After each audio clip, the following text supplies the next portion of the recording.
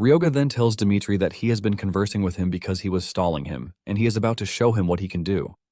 Ryoga then unleashes an overwhelming aura to regenerate the dead bones in the area, raising all of them as undead. Dmitri mocks him, saying he never knew he still had this much power inside him, and because of this, he is going to use his strongest magic against him too. Dmitri doesn't even move from where he is as he conjures a really powerful technique, shocking Ryoga. He realizes that Dmitri is about to use the Eye of Odin, and without a doubt, he knows that his ultimate technique doesn't stand a chance against Dmitri's power. Ryoga watches as a powerful blast of magic travels toward him, but instead of wearing a scary face, he smiles because he has something that he wants to try. Dmitri is surprised that he is laughing, and he notices that there is a weird item in Ryoga's hand.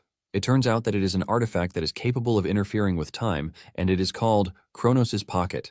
The item detects the power of a constellation, and as Ryoga raises the artifact, the blast hits it, ultimately inhabiting the artifact, fulfilling the activation requirements. This immediately activates a process of regression. Apparently, the activation requirements for Kronos' Pocket Watch are for the player to be a 9-star rank, and to inject the watch with the power of a constellation. Since Ryoga doesn't have his own constellation's power, he figures out that he will just have to borrow Dmitri's own.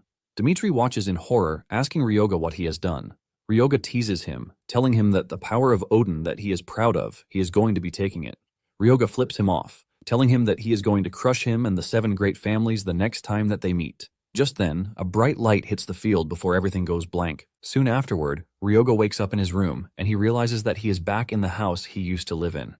Ryoga is pissed that Dmitri tried to kill him for a trash reason, and he can't wait to get back at him. It turns out that the artifact is now broken because 2 cannot exist within a single dimension, and time cannot be rewound again from the current divergence point. Ryoga is glad that the artifact activated even without the power of the constellation that he contracted with. Apparently, he returned to 23 years ago, which was shortly after he left the orphanage, and it was the same day the system suddenly appeared. Just like back then, the system appears in front of Ryoga, telling him to choose a class suited to him, but the system urges him to keep his innate traits and talents in mind. As for his innate trait, it is known as a clear mind, which provides resistance to all mental attacks. As for his class, he has the option to choose between being a martial artist, a mage, or a priest. Ryoga is not surprised by this because he knows that it is only basic classes that will be available at his current level. Before regression, he actually chose the mage class, but he decided not to rush this time around. However, this time, Ryoga is determined to get even stronger and make sure he survives until the very end. He also plans to make use of the information he gained when he was a 9-star hunter.